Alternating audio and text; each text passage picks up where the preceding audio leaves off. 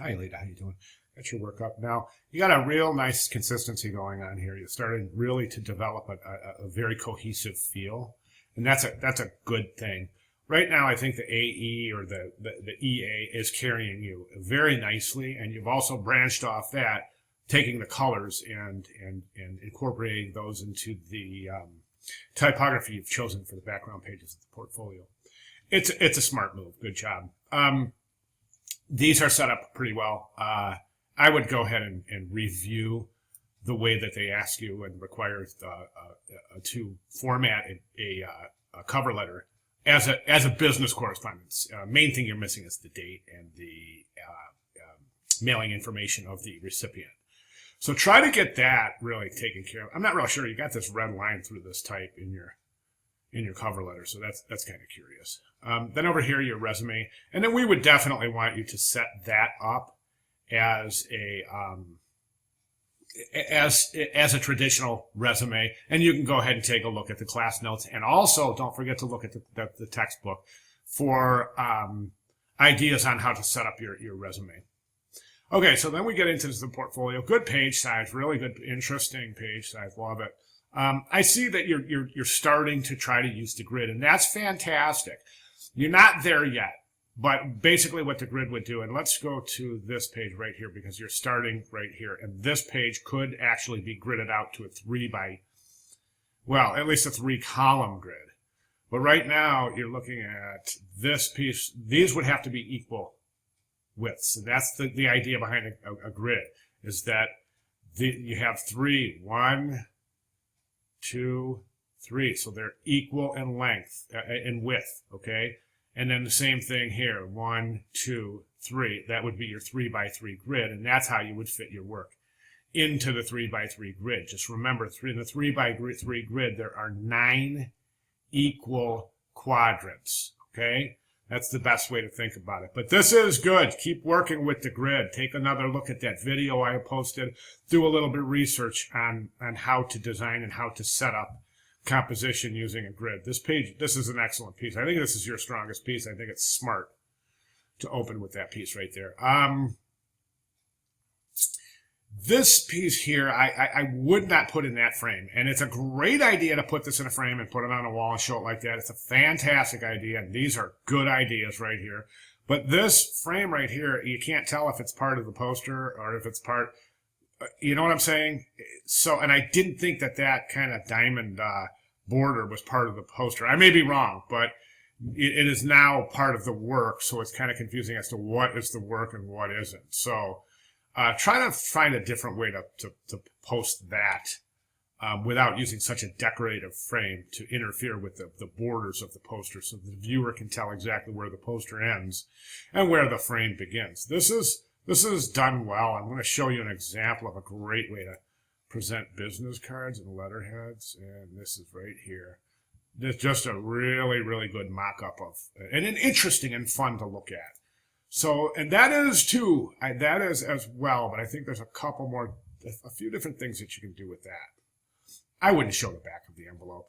And you've showed the back of the envelope a few times here. You don't have to show the back of the envelope.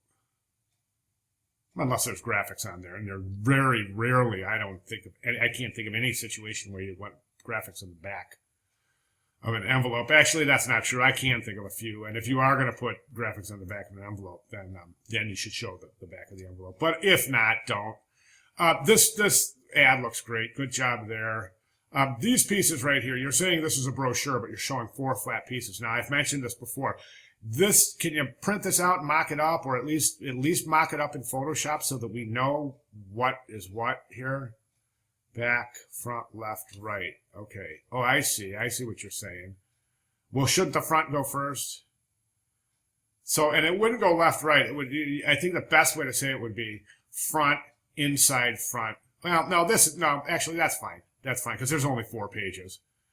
I mean, you should print this out and mock it up, and that would be interesting. Then you could photograph it and show it in a really interesting way. DVD process book looks great. Good job there. Good job adding some of that subtext I was talking about. I still think that area right there is certainly missing something. But then we get to the final piece, and it's again, you know, you've got these really stark areas. This area right here is begging for text, as is that area and that area. So try to complete that composition.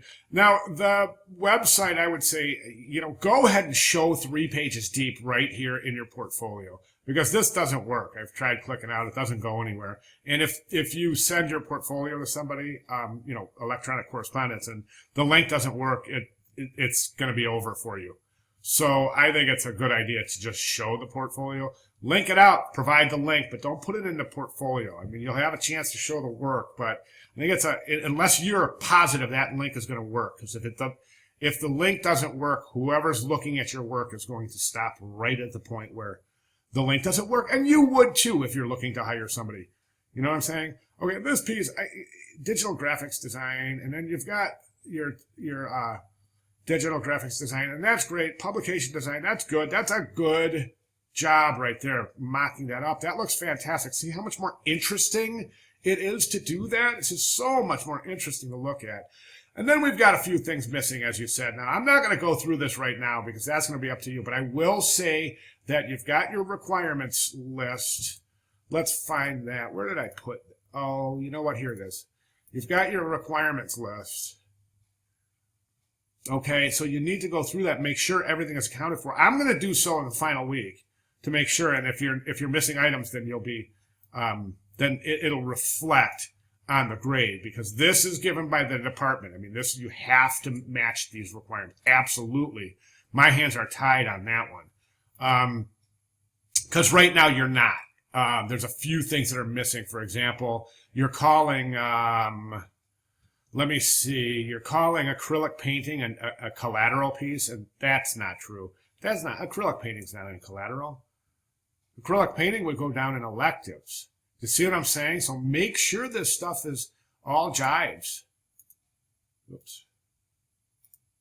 Do you know what I'm saying? Make sure that everything is as it says it's going to be. For example, collateral, iDigital illustration.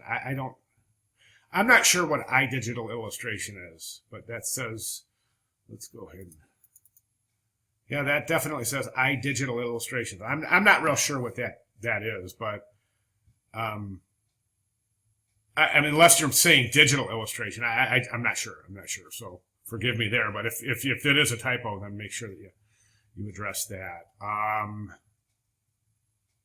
Okay. All right. Good job, though. I'm really pleased with the way the pages are coming, and you're starting to develop the grid. And just like I said, I think that you can clearly see how much more organized and well-developed the pages are with the little attention that you've paid, or I shouldn't say that, with the attention that you've paid and the little bit of work that you've started with the grid. If you continue this work with the grid through, you're going to end up with a cohesive, very cohesive presentation, not unlike the one we're looking at here. And I use this example a lot because it's just this wonderful, wonderful use of the grid. Okay? So that's where I'm at. If you have any questions or anything else, please feel free to let me know. All right? Thank you very much.